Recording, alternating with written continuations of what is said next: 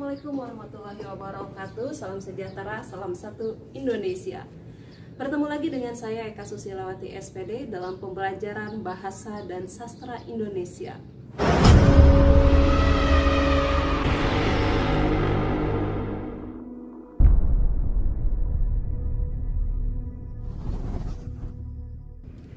Pada pembelajaran terdahulu, kita sudah belajar mengenai sistematika penulisan surat lamaran pekerjaan. Nah, pada kesempatan ini, kita akan belajar bagaimana cara memformulasikan unsur-unsur bahasa dalam surat lamaran pekerjaan dan bagaimana cara menyusun daftar riwayat hidup. Jadi, jangan kemana-mana, ikuti terus channel ini. Jangan lupa subscribe untuk mengikuti pembelajaran seterusnya. Dan kita simak penjelasan berikut ini. Pada pembelajaran terdahulu, kita sudah berlatih mengidentifikasi isi dan sistematika surat lamaran pekerjaan. Kemudian kita berlatih juga untuk menyajikan simpulan sistematika dan unsur-unsur isi surat lamaran pekerjaan. Nah, pada pertemuan kali ini, kita akan belajar tentang memformulasikan unsur kebahasaan surat lamaran pekerjaan, dan tambahannya nanti kita akan belajar cara menyusun daftar riwayat hidup. Adapun tujuan pembelajaran kita kali ini adalah setelah mempelajari materi ini, kamu diharapkan untuk mampu memahami unsur-unsur kebahasaan surat lamaran pekerjaan dan mampu membandingkan unsur kebahasaan yang terdapat pada surat lamaran pekerjaan. Ada beberapa ketentuan yang harus diperhatikan dalam menulis surat lamaran pekerjaan, yaitu yang pertama, menggunakan bentuk surat standar seperti yang dicontohkan pada pembelajaran sebelumnya. Kemudian menggunakan bahasa yang baik dan benar. Yang ketiga, menggunakan kata-kata yang sopan. Yang keempat, menggunakan kata pengantar yang jelas, singkat, padat, informatif, dan tepat sasaran. Kemudian yang kelima, tulisan harus bersih, mudah dibaca, dan sesuai dengan kaidah ejaan atau KBBI ya, sesuai dengan ejaan bahasa Indonesia. Kemudian yang terakhir, melengkapi bagian-bagian surat dengan norma bahasa surat. Artinya di sini komponen-komponen yang harus ada di dalam surat lamaran pekerjaan atau sistematika yang kemarin dicontohkan itu harus ada. Surat lamaran pekerjaan juga dapat ditulis berdasarkan sumber informasi yang kita dapatkan.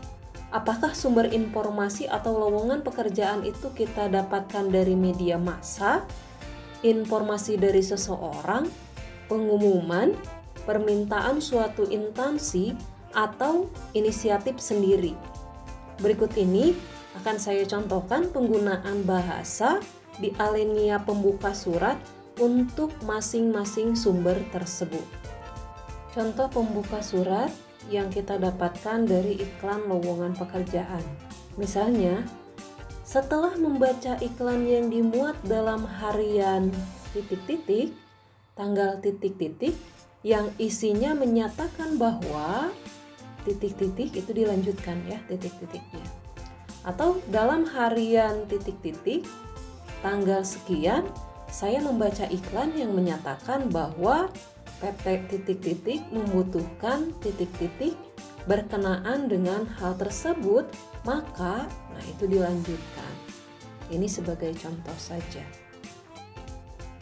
Yang kedua, jika kita mendapatkan informasi lowongan pekerjaan tersebut dari seseorang, maka bahasa pembuka surat yang digunakan contohnya seperti ini. Menurut informasi dari Bapak titik-titik, silahkan diisi subjeknya, perusahaan Bapak atau Ibu membutuhkan titik-titik, sehubungan dengan hal itu, itu dilanjutkan. Yang ketiga, jika kita mendapatkan lowongan pekerjaan dari pengumuman resmi instansi yang membutuhkan tenaga, kita bisa membuat pembuka surat seperti ini. Berdasarkan dengan pengumuman nomor, dituliskan nomornya, tanggal, dituliskan juga tanggalnya, tentang penerimaan karyawan PT, PT-nya disebutkan, maka yang bertanda tangan di bawah ini itu dilanjutkan. Yang keempat, jika kita mendapatkan permohonan instansi pada sekolah, kita bisa membuat pembuka surat seperti ini. Setelah mendapat informasi dari kepala sekolah tentang permohonan tenaga kerja, nah itu bisa dilanjutkan.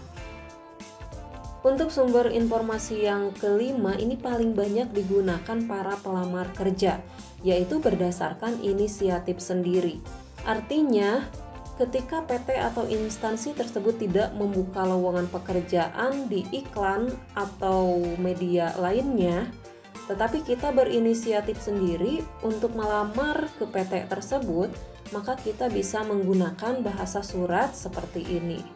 Yang bertanda tangan di bawah ini, titik-titiknya bisa diisi dengan identitas pribadi kita. Kemudian dilanjutkan dengan ini mengajukan permohonan untuk diterima sebagai karyawan pada di sini bisa diisi dengan kedudukan atau jabatan yang kita inginkan di PT tersebut.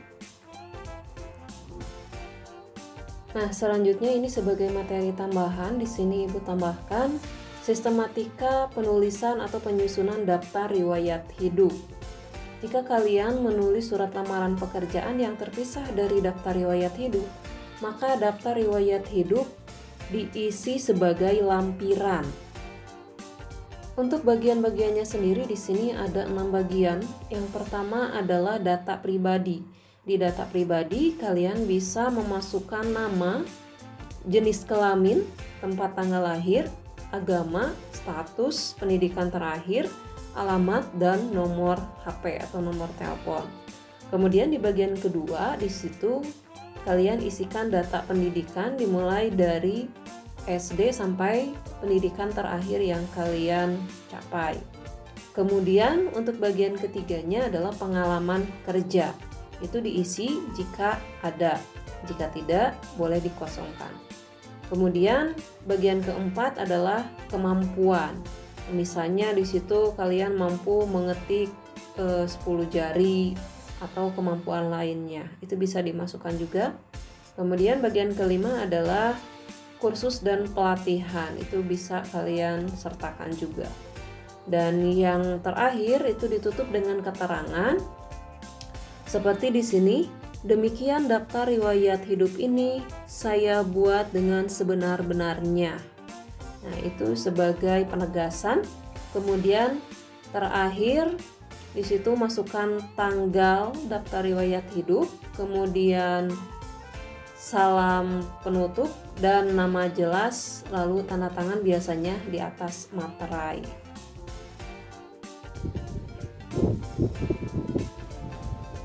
Nah, adik-adik pasti sudah bisa membuat surat lamaran pekerjaan dengan bahasa yang baik dan benar, juga menyusun daftar riwayat hidup.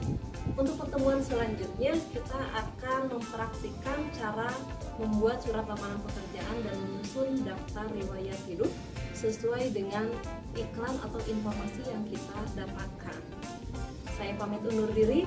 Assalamualaikum warahmatullahi wabarakatuh.